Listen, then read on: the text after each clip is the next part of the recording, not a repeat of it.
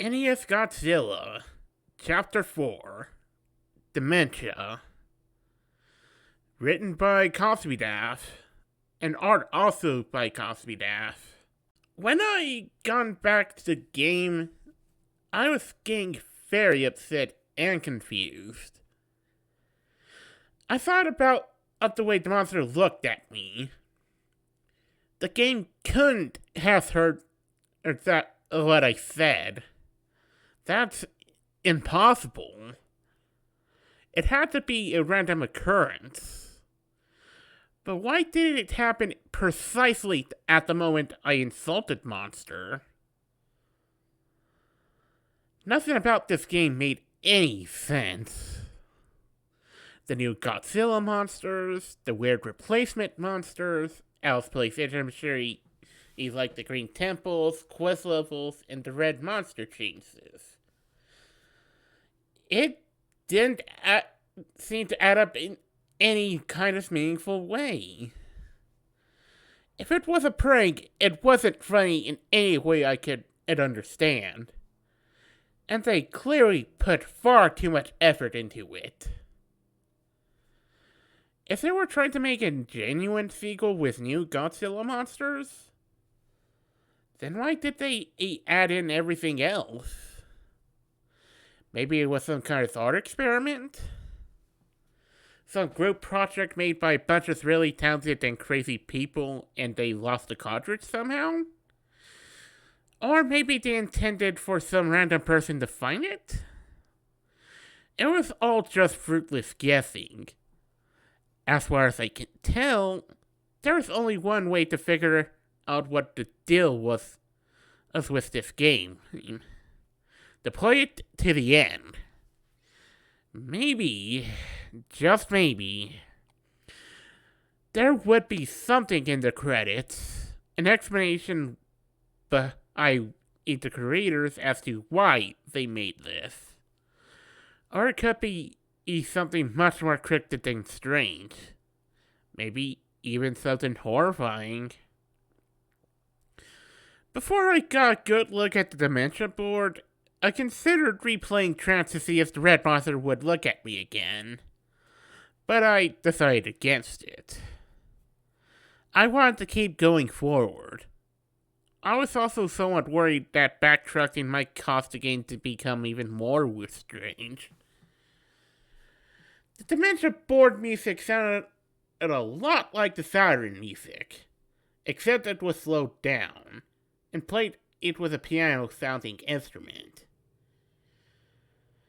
Like most of these new map themes, it had a dangerous, suspenseful feel.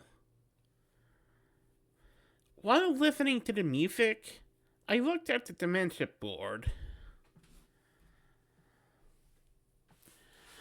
There was 4 boss monsters this time. Space Godzilla, Manda, Gigan, and Baragon. I was surprised that there were 2 new Toho monsters this time. But the best surprise was still to come. I started the quiz level. Here's another list of the results in the same format as the last one.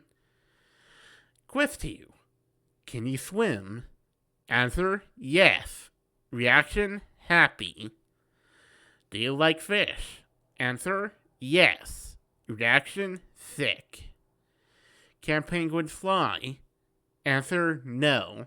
Reaction, sad.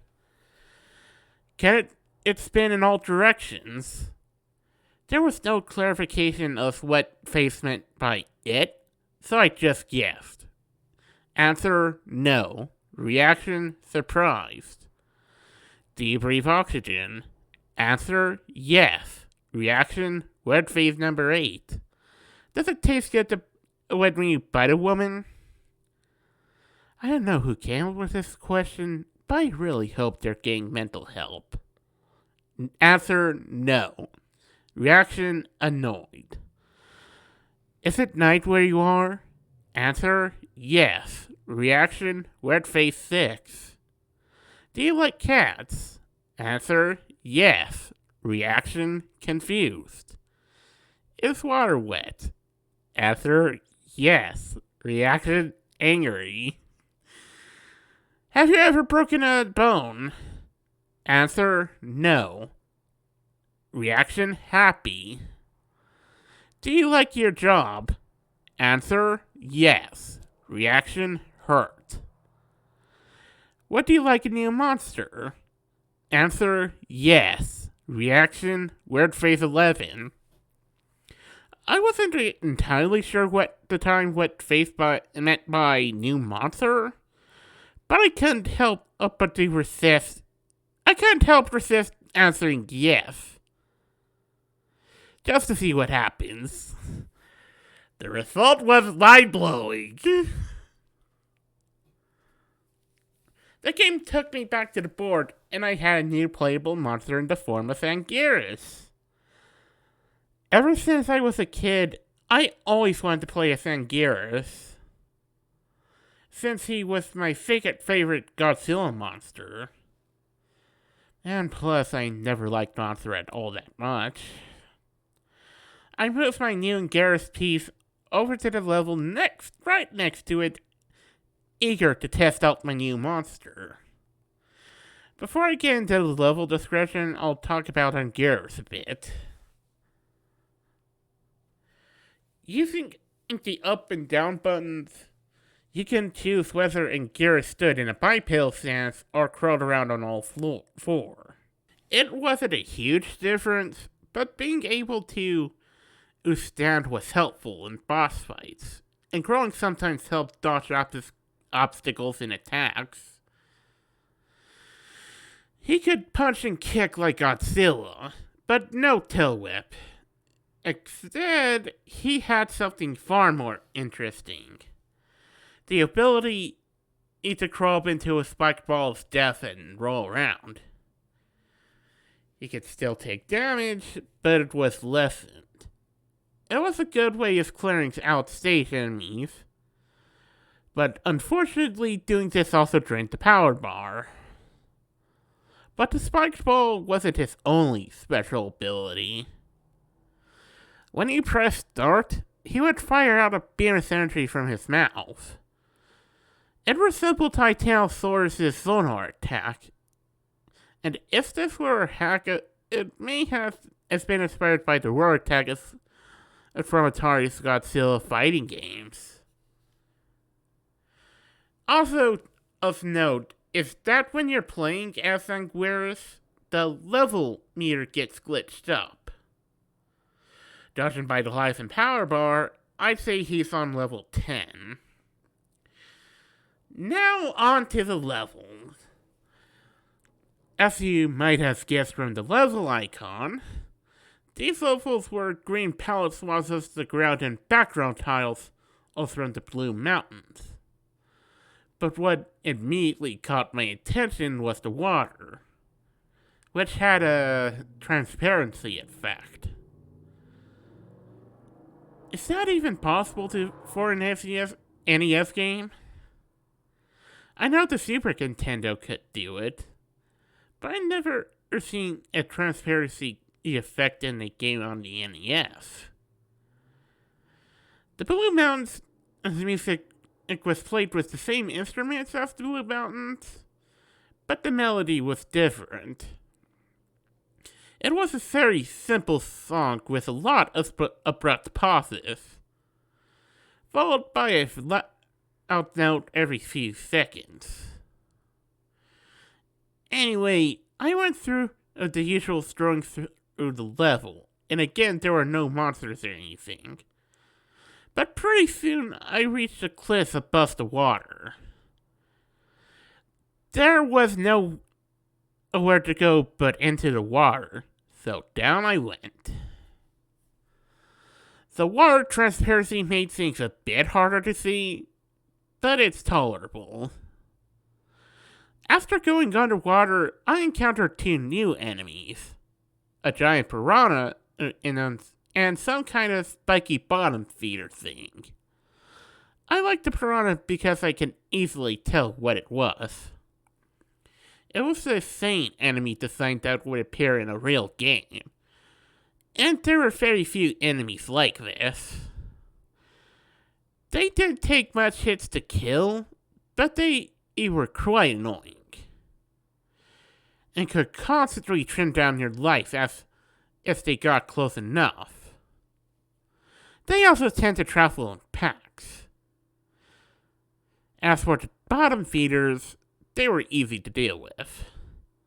They swim along the bottom of the screen towards you, and are easily crushed with the roll attack or jumped over.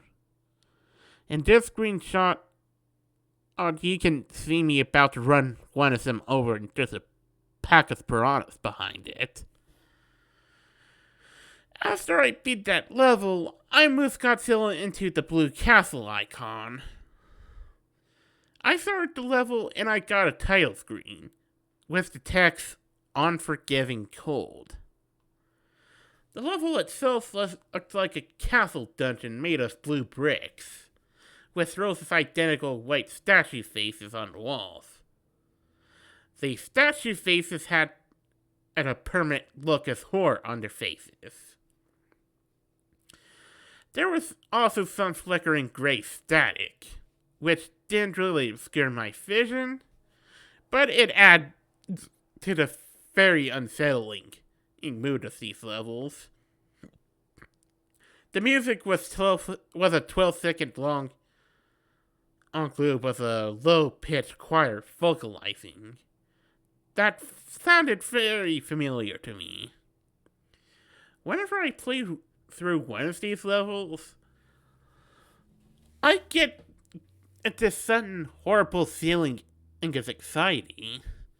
I have the feeling that the farther I progress through the level, the closer I was getting to something unspeakably evil.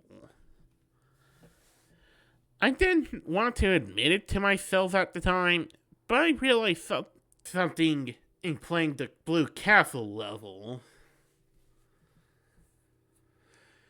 This game has the power to make a player feel certain things. I don't mean in the sense that you get irritated playing a crappy game or get unnerved by something scary in the game. What I mean is that certain events in this game can instantly make you start feeling something. I know that sounds completely insane, and I don't blame you for not believing me. I wouldn't believe any of this either if I didn't play the game myself. But there was something very, very wrong with this game, and I still don't know how to explain it. So, then it was time for Baragon's replacement. Although Baragon was originally the smallest monster in the game, his replacement was the largest. It was so tall, in fact, that the ground was noticeably lowered. And not Baragon's head would still barely avoid collision and with the bar at the top of the screen. And he was just as frighteningly bizarre as he was huge. You may be wondering how he attacks without arms. Well, he has the most powerful kick in the game, but his other fighting technique is much stranger. He first blasts a cloudy burst of pixels down at you, which causes you to freeze. Then he walks to the right corner of the screen and extends some huge scowling gun from the fucking abdomen. That might seem amusing to you, but it certainly wasn't to me when I was playing the game. This attack was almost as annoying as Gigan saw, and not Baragon could have been an unbeatable if he constantly used it. Thankfully, he only did twice while fighting him. Once he went freeze, you can run up and start damaging the gun, which does extra damage to him. This helped me to destroy him. And then it was time to play the third level type. I decided I was going to use Anguirus to fight a Manda and Giant, and then fight each Space Godzilla as Godzilla. It was only fitting. Before getting to the battles, I'll describe the third level type, the Arctic. The Arctic is exactly what you'd guess from the name. An icy tundra with a few watery segments. The music reminded me a bit of the Northern Hemispheres. It's from DKC, in 8-bit form. A very dangerous sounding song. It made me think about being trapped in a tundra and freezing to death. There were 2 new enemies in this stage. The first was a creature frozen in a block of ice. They block your way, and you have to use the heat beam to thaw them out of the ice. They look a bit like a smaller version of Noctisora, only without the eye. When freed, they do a strange clawing movement and push you backwards. It didn't cause any damage, but it was a bit annoying. After dealing with the Iceman, I kept walking for a minute or two and came upon a water segment. I jumped in, and this time I managed to get a screen cap showing how the water splashes when you jump in. Don't know how they programmed that, but it was pretty impressive. Another interesting thing is how the screen changes focus when you go underwater. Here you can see the other new enemy. A little thing I like to call spike walkers. They walk towards you and explode randomly, or instantly if you attack them, sending spikes in every direction. The spikes don't do much damage, but they did get me dangerously close to falling into a pit a few times. Down into the water, the game has as a platform element, bottomless pits. There weren't any of these in the original game, since it was strictly an action game, but the pits were a neat addition. After I came back on land, I encountered a very unexpected mini-boss, Magma, the wireless kaiju. I know this game had some obscure monsters to begin with, but wow. Not I'm complaining. It's a pretty cool cameo for an underappreciated kaiju. Magma's fighting tactics were very simple.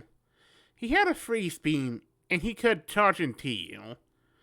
Not very challenging, but certainly more entertaining than the Montago mini-boss in the original game.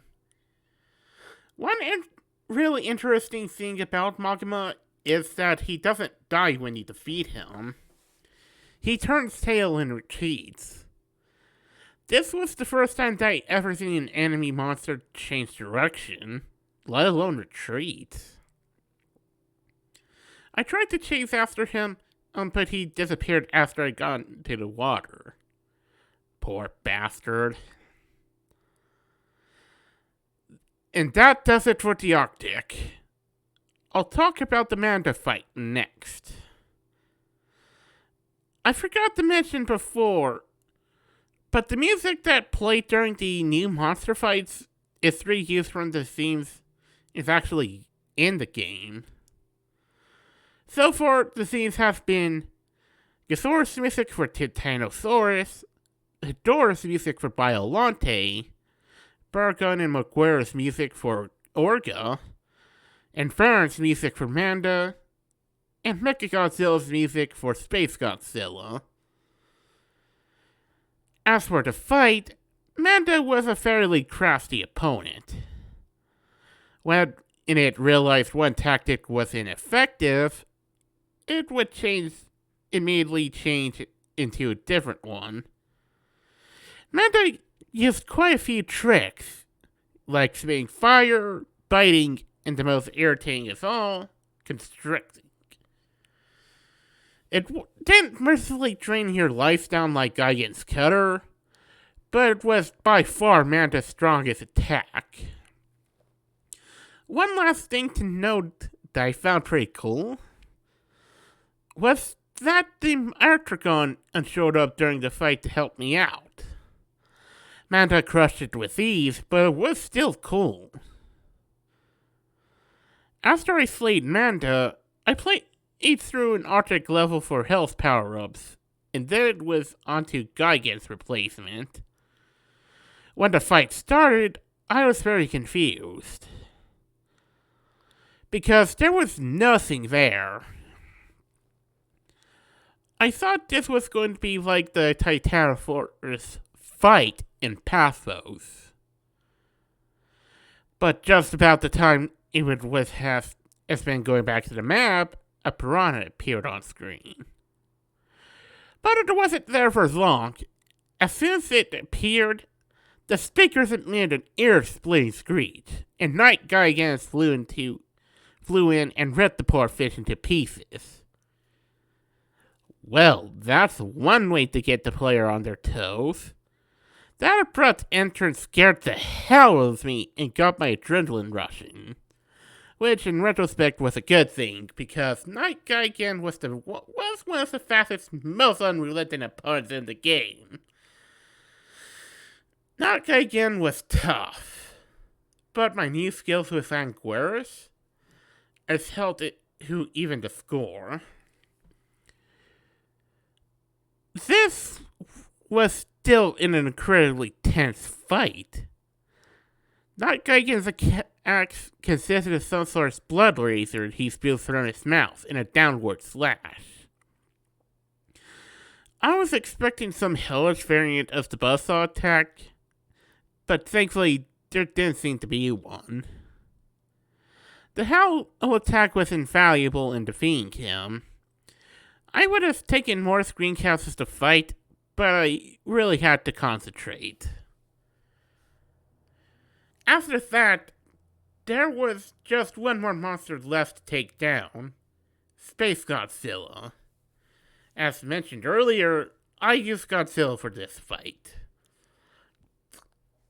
Space Godzilla's fighting technique was rather frustrating, but admittedly a very clever idea. Space Godzilla would use his energy to create two flying crystals, which would leave the ground and become crystal spires. These spires not only block you from reaching Space Godzilla, but it allows him to constantly recharge to full energy, and blast you with a deadly full charged Corona beam, even until you broke the spires. Space Godzilla would eventually drain his own spires of energy until they shattered. But if you wait for that to happen, you probably lose a lot of life. Heat Beam actually seemed to re-energize the spires, so he had to use physical attacks. When you finally get close enough to hit Space Godzilla, he was no pushover. When I punched him, he hit me back just as hard. Space Godzilla does everything in his power to knock you back to the left corner of the screen so he can create more spires. By the time this was over, I only had about 5 life bars left. But it didn't matter because I didn't need to fight anymore. I needed to run. Here we go again. I decided right then and that I really wanted to see the end of the game, as terrifying as these levels could sometimes be. I just had to beat them to get through. I decided that no matter what happened, no matter what the game showed me, I was going to get to the end. And I also made sure not to say a damned word while playing the chase level from here on. For this chase, I tried out Anguirus, since his rolls had allowed me to move faster than Godzilla or Mothra. The chase started off like the first two, except there was a river of blood below the ground. I was beginning to get the hang of it, and the extra speed from the roll helped me get an edge on the monster. Especially since I didn't have to worry about a power limit, and could keep rolling endlessly. Like previous levels with water, the ground inevitably reached a stop, so I rode off into the blood. To my surprise, the hell beast didn't fall after me. It just stopped at the edge of the ground and grimaced. I guess it can't swim, I thought to myself. So it went under blood and continued moving. There wasn't anything around, but I knew something was up. The chase wasn't going to end that easily, could it? Surely something else had to show up, and sure enough, I heard a bellowing roar, sounding slightly different. And the monster was following after me in a new aquatic body. I had no idea he was a shapeshifter. After it reappeared, the chase started to get into the difficulty I had expected. Being submerged slowed me down, putting me into beast at about the same speed. The only thing that would keep me alive was fast thinking and reflexes. I encountered some bottomless pits, in which mines floated up from. I assumed that if you hit one, it would dance you and knock you back. Considering how fast a red monster swims, hitting the mines would be instant death. So I went through great effort to avoid them. But that wasn't all I had to be wary of. Halfway through the chase, the hell beast revealed in yet another surprise. A tentacle formed as a intestine tipped with its clawed set of jaws burst from its mouth, trying to pull me in and devour me. I only barely avoided both the tentacle and the mines, but I can tell the beast was getting desperate because the chase was nearly over. About a minute later, I had spotted a bit of ground that serves as the exit. I leaped with all the might I could muster, without breaking my controller. The beast screamed with rage and jumped out of the blood river, in one last attempt to drag me down, but I escaped its grasp this time. I fell back into my bed and took a deep breath, satisfied with yet another successful escape.